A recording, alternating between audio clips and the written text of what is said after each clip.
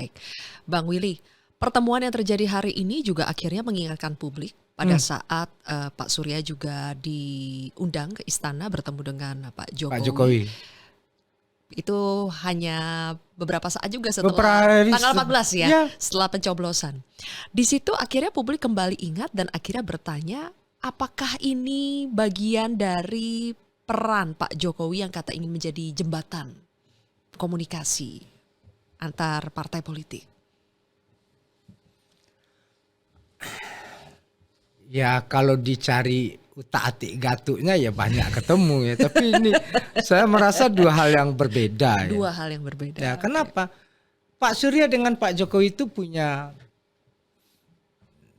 mereka punya ranah tersendiri lah. Gitu. Mereka relasinya cukup kompleks. Ada relasi kepartean, ada relasi abang adik di sana. Ya, itu. Jadi saya melihatnya itu lebih complicated lah. Complicated, tapi hari ini ketika pemilu sudah berakhir, apakah hubungan yang komplikated sampai terlalu semangat kan ini? Oke. Bang Willy, jadi meski complicated, tapi ketika semuanya sekarang pemilu sudah selesai, begitu ya, apakah hubungan yang dulunya sempat disebut Pak Surya berada di titik nadir itu sudah membaik? Sudah normal. Biasa saja ya? Biasa saja. Fluktuasi dalam hubungan itu? Jangankan hubungan sesama manusia, hubungan kita dengan Tuhan aja, iman kita kadang-kadang turun naik kayak ingus gitu ya. Ini mumpung bulan puasa, rajin sholat gitu kan. Tapi habis itu, jadi up and down itu. Saya masih ingat ada sebuah pidato Bung Karno di Isra Mi'raj gitu ya. Ada sebuah negeri yang namanya Kurusetra. Adem, ayam, tentrem, karto, raharja. Apakah kalian ingin hidup di negeri seperti itu? Saya katakan tidak, kata Bung Karno. Saya ingin kalian hidup di sebuah negeri jatuh bangun bangkit lagi, jatuh bangun bangkit lagi. Otot kawat, tulang besi seperti Gatot Kaca. Itulah yang akan membentuk karakter kalian. Nah, up and down hubungan Pak Surya ini kemudian kan harus melihat gini. Sahabat sejati itu kan datang di saat kita benar-benar dalam kesendirian dan kesepian dan kesusahan kan. Pak Surya selalu mengatakan, Zilvia, bahkan di depan Presiden Jokowi beliau katakan, tamparan seorang sahabat itu lebih baik daripada ciuman seorang pengkhianat. Dan kita lihat ini hubungan Pak Surya dengan Pak Jokowi bagus sekali. Ya beda pilihan hal yang wajar, maka pemilu sudah selesai. Kalau sama Pak Prabowo hal yang berbeda. Hubungan mereka ini sama-sama alfa. Jadi kalau alfa itu harus berjalan berbarengan. Tadi Pak Prabowo juga bilang, beliau keras, saya juga keras. Itu waktu omongan. Tapi dua yang keras bisa berjalan barengan? Bisa. Bang Willy. Kenapa mereka memberikan keterangan faktor U. Makin arif tadi katanya, karena faktor U itu makin arif. Jadi di sini yang udah faktor U udah tua-tua tenang, nggak apa-apa, nggak usah sedih, makin arif kok ya. Itu tadi diakui oleh kedua orang sahabat itu, Pak Surya dan Pak Prabowo. Dan ada selain faktor U adalah faktor kepentingan yang lebih besar, negara dan bangsa. Mereka sama-sama patriotis dalam latar belakang yang berbeda. Patriotis Pak Prabowo seorang militer latar belakang, seorang Surya Paloh patriotis yang seorang aktivis yang patriotik, dan itu saling bisa berdialog. Itu hal yang kemudian membuat mereka satu frekuensi.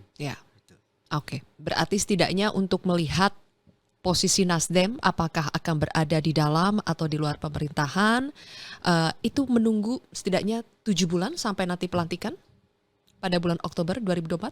Saya pikir melihat itu nggak perlu menunggu ya. Kita konfirmasi aja bagaimana sikap Nasdem sebelumnya. Jadi toh Nasdem membuat sebuah langkah yang jauh lebih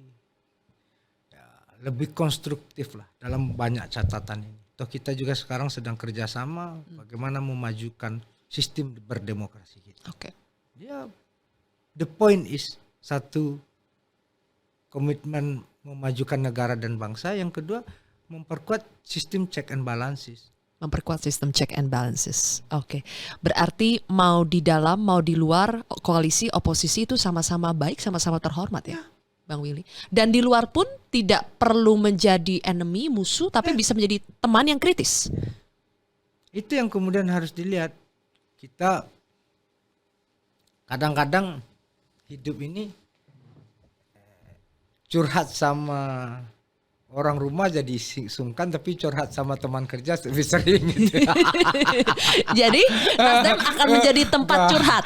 Iya, setidak-tidaknya itu banyak hal yang Kalau mengkonfirmasi nanti itu di dalam koalisi sudah tidak enak buat dicurhatin, Nasdem siap ini dicurhatin. Itu terjadi pada Pak Jokowi sebelumnya kan. Karena Pak Jokowi kan terus ngajak Pak Prabowo waktu itu berkuda segala macam. Tapi gini, modalitas kita adalah modalitas berdialog. Sejauh komunikasi itu terbangun, artinya bridging yang dibilang Pak Jokowi tadi, itu bisa terjadi. Dan Pak Surya meletakkan itu sebagai sebuah bangun kesadaran di Partai Nasdem. Semua itu disampaikan. Pada setiap elit-elit partai itu. Bahasanya kartu jangan mati. Artinya apa? Komunikasi nggak boleh putus. Itu. Baik. Berikutnya, Bang Willy, kita akan bicara. Masih ada ini? Masih ada. Sedikit saja. Karena ini juga menjadi pertanyaan wartawan ketika Pak Surya konvers tanggal 20 kemarin. Itu soal hak angket. Posisi Nasdem di hak angket itu banyak yang menilai belum jelas. Ini apakah ketika sudah menerima hasil pemilu berarti Nasdem mundur untuk menggulirkan hak angket, atau Nasdem juga masih untuk hak angket itu posisinya wait and see, menunggu PDI Perjuangan? Gini Zilvia, sebelum sampai kepada bagaimana nasib hak angket ini, hak angket ini bukan hak angket pertama terkait pemilu. Ini kali ketiga mungkin ya. Sebelumnya juga ada. Itu cuma menghasilkan rekomendasi terhadap perbaikan sistem dan undang-undang pemilu. Itu. Jadi bukan satu hal yang penuh dengan kemewahan, kemegahan gitu, enggak juga. Biasa aja hak angket ini. Sehingga posisi Nasdem saat ini? Nah, kita lihat begini. Ini ada yang teriak-teriak hak angket. Tapi kita lihat di lapangan kok sepi, sunyi gitu, entah kemana itu. Kok yang lain didorong-dorong di sini, teriak-teriak di sini, dong, ayo dong gitu. Itu yang kemudian nggak ketemu, nggak terkonfirmasi antara kebisingan dengan perbuatan. Ya. Jadi mencermati 1 bulan terakhir, kok yang pertama kali bersuara itu calon presiden Ganjar Pranowo ya, yang kita tahu partainya adalah PDI Perjuangan, makin ke belakang makin tidak terdengar maksudnya suara dari PDI Perjuangan. Ini bukan masalah suara. Ini masalah konfirmasi sejauh apa barangnya ada atau tidak. Dicek aja. Kan wartawan-wartawan banyak itu di DPR. Cek aja, udah ada yang tanda tangan belum mengajukan hak itu. Itu aja secara sederhana. Kalau tidak ada itu artinya apa? Itu hanya semacam sebuah manuver taktis saja atau ngebluff aja gitu. Nah, ya kita lihatlah, kan tentu masih wait and see.